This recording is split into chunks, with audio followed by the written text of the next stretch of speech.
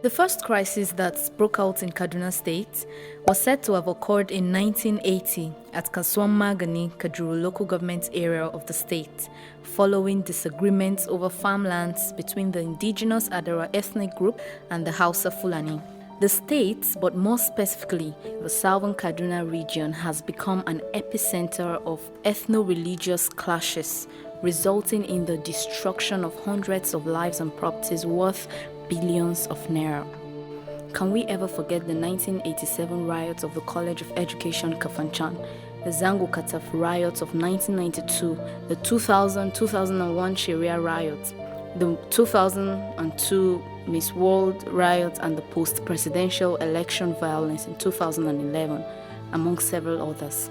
Of special mention is the more recent attacks in southern Kaduna, that of May 26th, September 24th, and that of October 24th that lasted till December 25th, 2016, that saw communities razed, men and women and children sliced, and wanton destruction of properties by suspected Fulani herdsmen and militias. Particularly hit were Bakinkogi, Kaninkong, Atakar, Angwan Ninte, Angwan Anjo, Gadabiu, Godogodo, Malwan Pasakori, Tudunwada, Angwan Misisi, and Goska, all in Jamal local government area.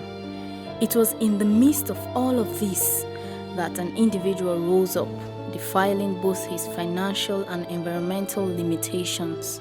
He decided to intervene and put together an IDP camp called the Nehemiah camp. Here is motivation. Human life is at the core of my values, and for me, that fateful day, seeing these ladies coming out from a village that is called Pasakori, I've been using the word almost naked, and that has actually asked a lot of questions, or brought about a lot of questions, in the sense that how can I say that? I saw women that were totally harassed, and at that moment there was just nothing to do than to help. I remember it was during a popular meeting in Kafanchan by Throne Room Trust Ministry. So I gave these people a ride to a popular place also in Kafanchan called Takao, just to ask them to stay there and until help can come for them. But their story was the fact that they were the sound of gunshots everywhere within their village, and of course the village life is an interesting life that girls can go to take their birth in their numbers. So in the midst of that, they had gunshot, and they left running to the main road where somebody actually helped them to get to Kafanchan. So, but the amazing thing about that was the fact that we kept them there, and I promised them I'm going to come back tomorrow morning, the next day, with their breakfast. You know, by the time we arrived the next day, we met over 40 women waiting for us and children waiting for us for breakfast. And myself and my wife were so overwhelmed, and the widow that we took these girls to her house complained to us even with tears that she has been overwhelmed the few days because of the influx of IDPs within her house, because she's a pastor's wife. Of course, is a rallying point for such kind of support. So we eventually gave them breakfast just that morning, and we looked at how can we come in. We came back home with my wife, and we decided to say that we're going to provide a kitchen, an environment, a place where these people could come and eat. First, we said, let's start with what we have and see how we can invite others to be part of it. We are glad we took that kind of decision. That decision was one of the best things that we could do as a family and as a ministry, the Governor's Assembly, to intervene and to say that we are responsible. We just saw ourselves and we view ourselves as responsible to the need of these people. What was in our mind was, first, we're going to do that, and of course, knowing that the state government, vehemently, categorically made it clear that they are not going to support anybody that is an IDP. The governor was so biased at that time, which I believe that up to now is biased, to the plight of the IDPs, and he doesn't care. So we started, and over the days, the numbers kept increasing and becoming large. By 2018, we started this camp, October 2016. By 2018, we've recorded over 3,574 human beings in that camp.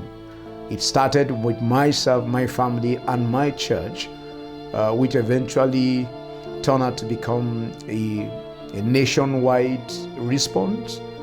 We had people coming from Lagos, we had people coming from Abuja, we had people coming from Jos, Plateau State, and Kaduna, and other places. People came by our constant activism on the social media. People came to the aid of this IDP. So we are able to support them, and eventually, towards the end of 2017, the Lord helped us to change our narrative from just providing daily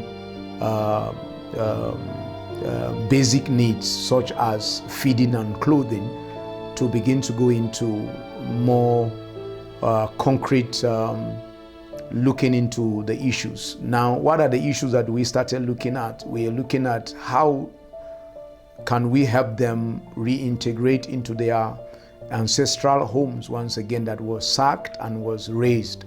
How do we actually help them return? So we began advocating for people to give us building materials, which the response also was good. The first, I remember when an organization came, it's called Tearfund. Tearfund came and gave us 2.8 million naira, and that helped us to be able to begin to help get some roofing roofing materials for the people, because you need to understand the kind of buildings that are around this place. They are mud buildings, so they survive when they are born. So we looked at it. If the rains are going to come again, these houses are going to fall. So what do? Then we started asking people to come to the aid of the people in terms of building materials. And truly that worked out well.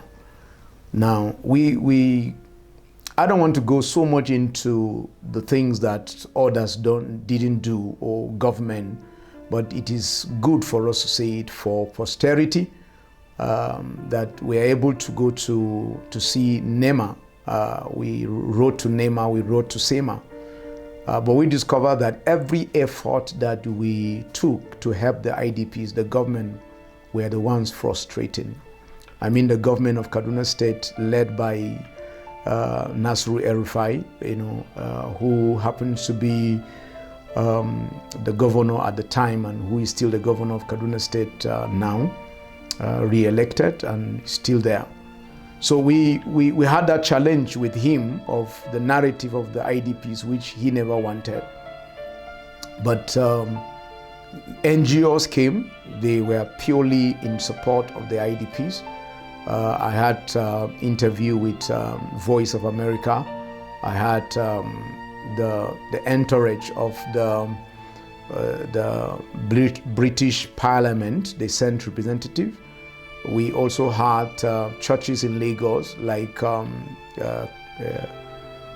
Covenant Christian Center, led by Pastor Poju Ayemede. We had Tony Rappo, who sit over the Freedom House, came with his support. Those things actually came on the wings of our brother, Pastor Chintok Ishaku, who made the initial connection. Then my pastor, Pastor Dotun Reju, also took it from there to help us, connect us. And so a lot of NGOs came. We had Red Cross coming, major NGOs and local NGOs. They came to the aid of the people.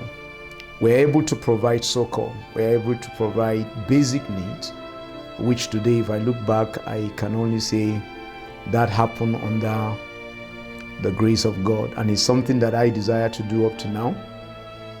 The IDPs are no longer in camp, but their needs are still there, which we, time to time, if anybody calls, because of their integrity and how open and clear and transparent how we carry out the camp was, the people still find reason to come and say they want to help the IDPs. So we channel those help or channel them back to the community so that they can see it to themselves and help them. I can't forget that in that camp also we had 87 newborn babies without basic medical procedures like the regular antenatals and the checkup of a doctor and all that. We lacked that. We named the camp Nehemiah Camp. Before we left the camp, these 87 kids or children that were giving birth in the camp, about 20 something of them were named Nehemiah because of how that camp actually gave them support and helped them to stand. The Lord also helped us also that no single person in the period of this IDP camp, we've not lost anybody. None died. We also experienced a lot of diseases like typhoid and malaria. But in the midst of that also, we're able to provide medication that really helped the people, to still move on. Food was a major challenge for children also below 5, and nutrition was also part of the basic challenges that we had in the camp. So those things shape our understanding. Then none, to the glory of God, none of our knowledge that was abused sexually, and none was pregnant in the camp. It's so amazing that such a devastated people were able to go through that kind of a period of time of trauma and not taking advantage of one another is something that we look back to say thank you to our Creator for such a great testimony that He has given to us at the end of the day. I can't forget at this time to also mention the late Bishop of Catholic Church in person of Joseph Bagogri, who was not even in the country at that time, but the Catholic Church fed the camp consistently for over 2 months. For over 2 months, a denomination fed IDPs that were over 3,000 for the period of 2 months every day. It's amazing. It's amazing that I didn't see them in the media on that or for that, and no noise about it.